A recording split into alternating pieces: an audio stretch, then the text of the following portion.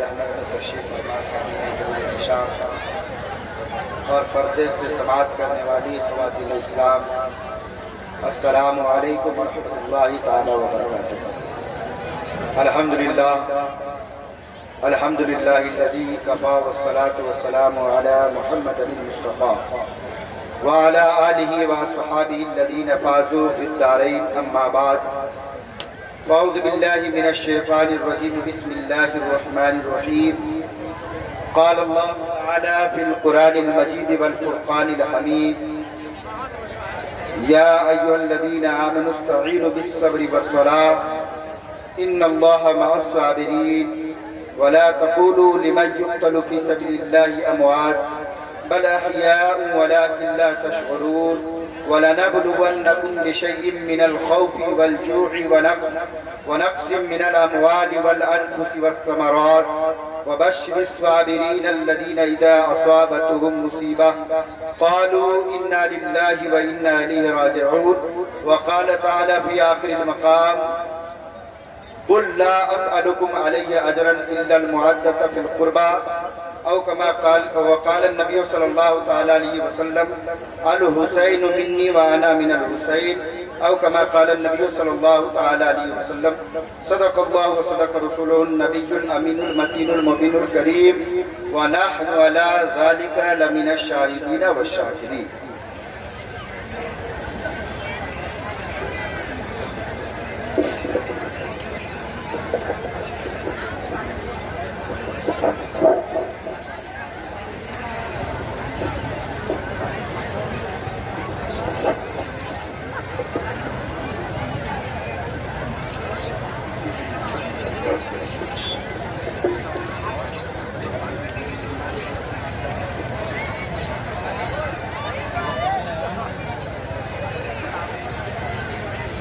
حضرات محترم،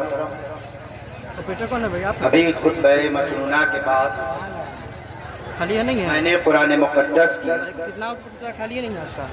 جن آیات مبارکہ کی تلاوت کا شرف حاصل کیا اس پر تھوڑی دیر گفتگو کروں گا۔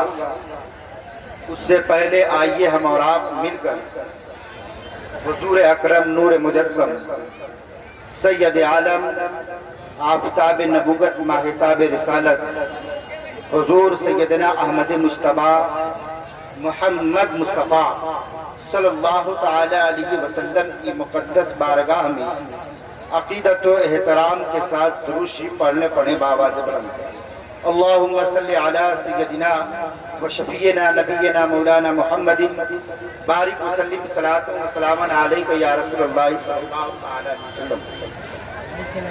حضرات، یہ ہماری پہلی بار پٹنیا کی سرزمین پر ہمارا آنا ہوا، اور اس کی وجہ یہ تھی کہ آپ کی محبت اور آپ کا اخلاص تھا، اور آپ کے مدرسے کے صدر المدرسین استاد الاساتذہ حضرت علامہ مولانا اعجاز احمد صاحب صدارت میں یہ جلسہ اپنے منزل کو طے کر رہا ہے۔ ساتھ ہی ساتھ قائد اہل سنت حضرت حافظ و قاری شرع عالم صاحب قبلہ حفظ اللہ القوی کی قیادت میں یہ جلسہ رواں دواں ہے۔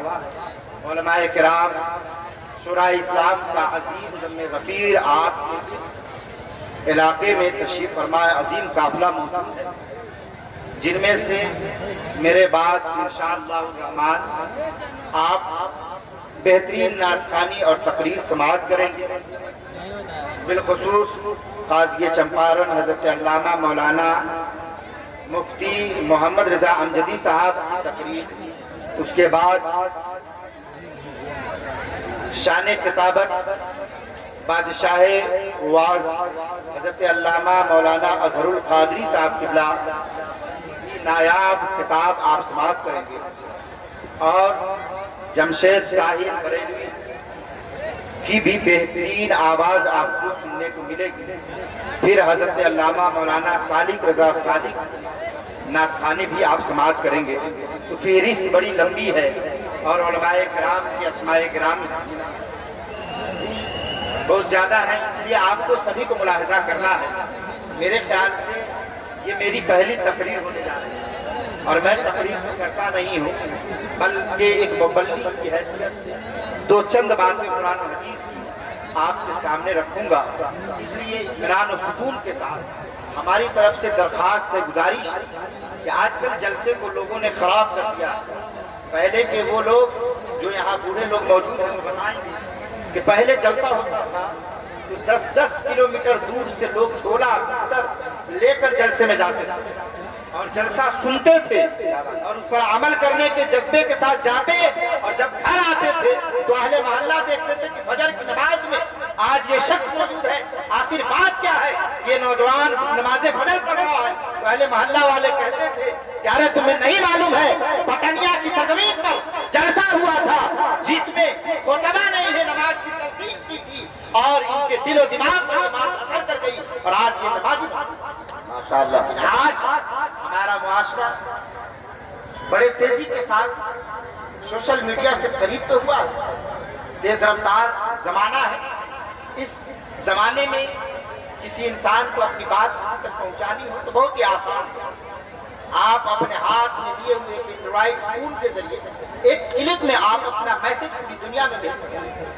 پھر کیا ضرورت ہے اس طرح کے جلسے؟ کیوں اس طرح کے جلسے منعقد کیے جائیں؟ میرے عزیز دوستو، یقیناً سوشل میڈیا کے ذریعے باتیں دور تک پہنچائی جا سکتی ہیں، لیکن اس جلسے کا بنیادی مقصد صرف یہ ہے کہ آپ اپنے علماء سے قریب ہو کر جو علم حاصل کریں گے اور جو کچھ سیکھیں گے بے شک وہ آپ کے دل پر بھی اثر کرے گا اور آپ کے ذہن پر منتقل کرے گا. لیکن آج ہم میلے ٹھیلے کی وجہ سے جلسے میں آتے ہیں، مٹھائی خرید کے لے جانا ہے، فلانا چیز خرید لے جانا ہے، اس گھر سے ہم جلسے میں آتے ہیں. میں کافی دیر سے ماحول دیکھ رہا ہوں کہ یہ غضب افراتفری کا ماحول، ایسا لگ رہا ہے کہ یہ جلسہ نہیں بلکہ میلہ سجایا گیا ہے جس میں لوگ شیرنی خریدنے کے لیے تشریف لائے. تو میں جو حضرات خرید و فروخت کی غرض سے آئے ہیں ان سے گزارش کروں گا کہ کل صبح سیتامڑھی منڈی کھلے گی، آپ گاڑی پکڑیں اور سیتامڑھی پہنچ جائیں، جو خریدنا ہوگا وہاں پورا نیند قربان کرنے کی. پوری نیند قربان کیوں کر رہے ہیں؟ کیوں پریشان؟ مت پریشان ہوئیے. آپ کی پریشانی کے اسباب یہ نہیں ہے کہ آپ میلے ٹھیلے سے سامان خریدنے آئے، بلکہ آپ یقیناً اپنے گھر سے آئے ہیں تو اگر اس نیت سے آئے ہیں کہ میں جلسے میں جاؤں گا اور علماء کے بیان سنوں گا، اس پر عمل کروں گا، تو قسم خدا کی میں آپ کو بتاتا ہوں کہ اگر کوئی حادثہ ہو گیا اور آپ کی روح آپ کے قبض عنصری سے پرواز کر گئی تو آپ شہید لکھے جاؤ گے اور آپ جنت میں بے حساب و کتاب داخل ہو. لیکن نیت تو ایسی ہے. بخاری شریف کی حدیث ہے انما الاعمال بالنیات وانما لامرئ ما نوى فمن كانت هجرته الى دنيا يصيبها او الى امرأة ينكحها فهجرته الى ما هاجر اليه. حضرت امام بخاری ارشاد فرماتے ہیں، حضرت عمر فاروق اعظم کی حدیث روایت ہے کہ اللہ کے نبی نے ارشاد فرمایا بے شک اعمال کا دار و مدار نیت پر ہے. اگر کوئی نیت کرتا ہے کہ وہ جہاد فی سبیل اللہ کرنے کے لیے ہجرت کرے وہ ہجرت کر لیتا ہے، جہاد کر لیتا ہے. اور اگر کوئی نیت کرتا ہے کہ وہ نکاح کرے تو نکاح کر لیتا ہے. یعنی جیسی نیت ہوتی ہے ویسا ہی عمل انجام پذیر ہوتا ہے اور اس عمل کے نتیجے میں پھر اللہ تبارک و تعالیٰ اس سے ثواب یا عذاب دینے کا فیصلہ ہے. چیزوں آپ نے اگر نیت کی ہے کہ میں جلسے میں جاؤں گا اور علماء کے بیان کو سنوں گا تو آپ اطمینان و سکون کے ساتھ تشریف رکھیے. اور جو حضرات ابھی اس مجلس میں بیٹھے ہیں میں ان سے کہوں گا کہ یہ بتائیے کہ آپ کے سامنے یہ مرکری لگی ہے، یہ زیادہ خوبصورت ہے یا آپ؟ کون زیادہ خوبصورت ہے؟ ارے بتائیے کون خوبصورت یا میں خوبصورت؟ مجھے تو آپ دیکھ ہی رہے ہوں گے، میں خوبصورت نہیں لگ رہا ہوں؟ ارے لگ رہا ہوں نا. بے شک چاند سے زیادہ آپ خوبصورت. جب اتنے اسمارٹ ہو کہ آپ دنیا کے ہر مخلوق میں سب سے زیادہ اکرم اور فضیلت کے حامل ہو تو پھر آپ سے ایسے بے ادبی کیسے ہو سکتی؟ اس لیے میں یہی گزارش کروں گا کہ قاری صاحب نے آپ کو کھڑا کیا تھا اب میں کھڑا کروں گا، آپ حضرات کھڑے ہو جائیے، ہو جائیے تو ہو جائیے، دیکھتے ہیں کہ آپ خوبصورت ہیں یا میں خوبصورت ہوں یا چاند خوبصورت۔ ماشاءاللہ اب تو ایسا لگ رہا ہے کہ چاند کی روشنی آپ کے سامنے پھیکی پڑنے والی ہے۔ اب آگے آ جائیے، آگے آ جائیے، تو آگے آئیے، بالکل آگے آ جائیے، آ جائیے پلیز، برائے مہربانی آگے آ جائیے۔ جلسے میں آپ آئے ہیں، بالکل قریب ہو کر بیٹھ جائیے، ماشاءاللہ آگے آ کے بیٹھ جائیے، بیٹھ جائیے، بیٹھ جائیے۔ حضرات میں آپ کو بتاؤں کہ آپ سوچ رہے ہوں گے کہ کون زیادہ خوبصورت ہے۔ اعلیٰ حضرت کا ایک شعر پڑھ دوں بولیے، پڑھ دوں؟ میں خوبصورت ہوں نا، آپ خوبصورت ہیں نا؟ اعلیٰ حضرت کیا فرماتے ہیں کہ حاجی آؤ شہنشاہ کا روضہ دیکھ، کعبہ تو دیکھ چکے، کعبے کا کعبہ فرماتے ہیں، کعبے کا کعبہ دیکھو۔ اسی کو کچھ لوگ کہتے ہیں کہ اعلیٰ حضرت نے کہہ دیا کہ کعبہ کا کعبہ دیکھو، یعنی حضور کا روضہ کیا کعبے سے زیادہ افضل ہے؟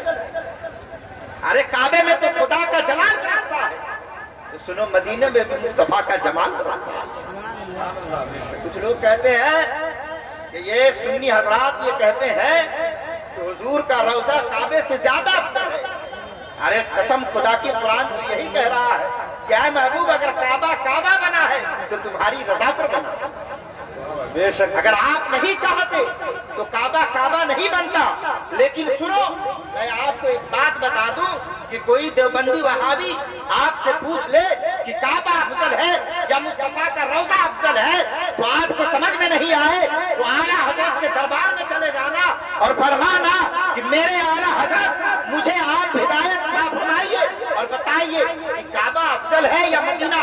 تو اعلیٰ حضرت کہیں گے کہ حاجی آؤ شہنشاہ کا روضہ دیکھو، کعبہ تو دیکھ چکے، کعبے کا کعبہ دیکھو۔ تو اب لوگ کہیں گے کہ بریلی کے امام کا عقیدہ بھی غلط ہے، امام اہل سنت کا یہ کہنا بھی غلط ہے۔ تو سنو قرآن کی آیت پڑھ دینا، اللہ فرماتا ہے لقد خلقنا الانسان فی احسن تقویم، ہم نے انسان کو سب سے زیادہ خوبصورت بنایا ہے۔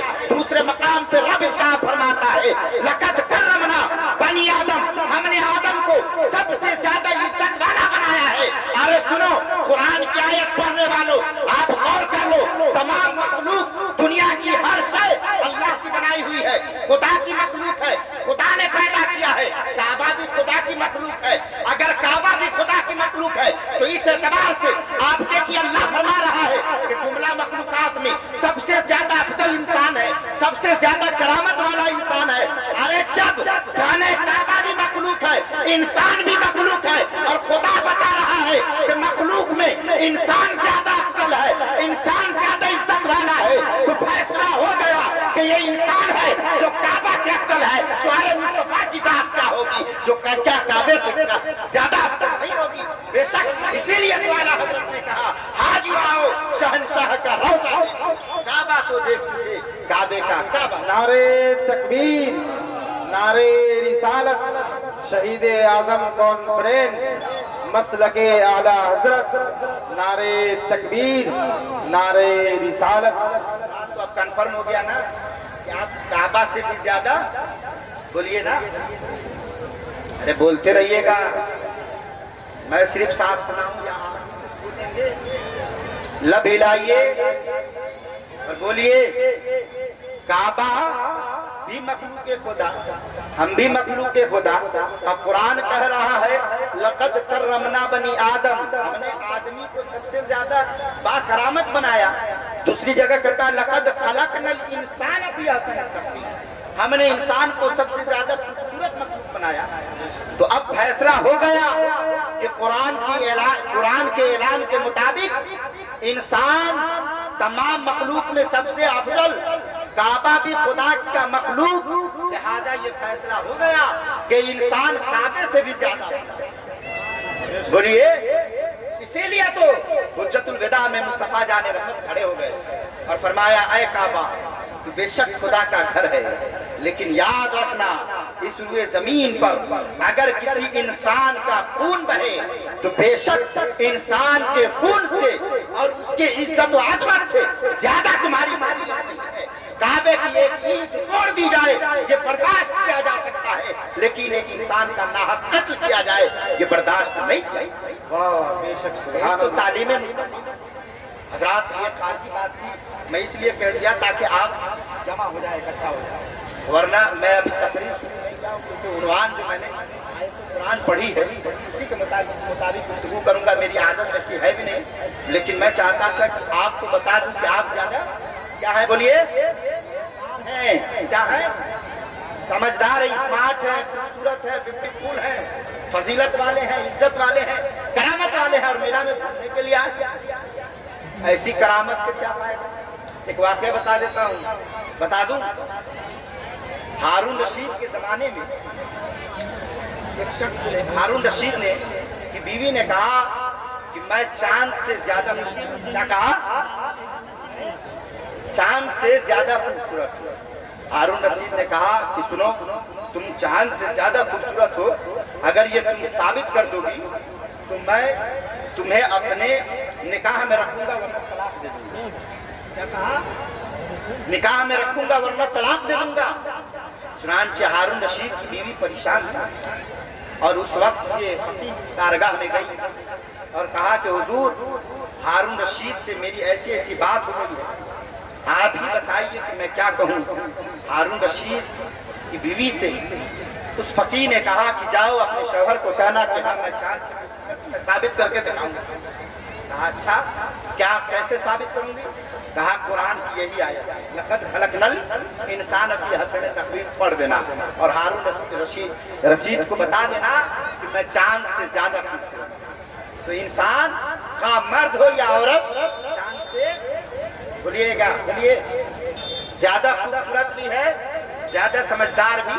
انسان جانور میں کیا فرق ہے؟ ارے جانوروں بھی بولتا ہے کہ نہیں بولتا؟ ہم بھی بولتے ہیں کہ نہیں بولتے؟ جانور بھی کھاتا ہے کہ نہیں کھاتا ہے؟ ہم بھی کھاتے ہیں کہ نہیں کھاتے؟ جانور چلتا ہے کہ نہیں چلتا؟ ہم بھی چلتے ہیں کہ نہیں چلتے؟ جانور بھی